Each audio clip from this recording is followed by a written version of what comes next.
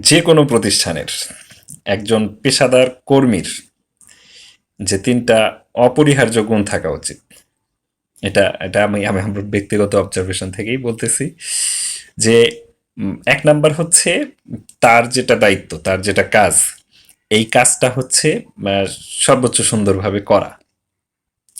অর্থাৎ তাকে কোনো কাজ দেওয়া হলে খুব যত্ন সহকারে সুন্দরভাবে সেই কাজটা সম্পাদন করে বা করবে। এটা হচ্ছে তার একটা অপরিহার্য গুণ।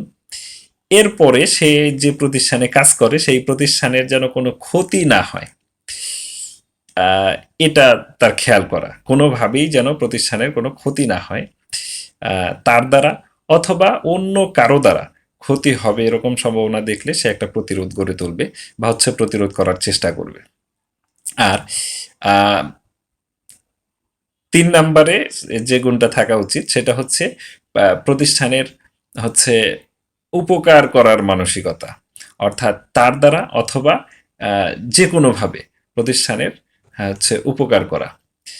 এই ৩টা গুণ যদি থাকে, আমার কাছে মনে হয় যে সে একজন কর্মী হিসেবে বা প্রতিষ্ঠানের একজন কর্মকর্তা বা কর্মচারী হিসেবে সবচেয়ে আহ, কি বলবো, যে সফল এবং হচ্ছে সুন্দর এবং কল্যাণময়।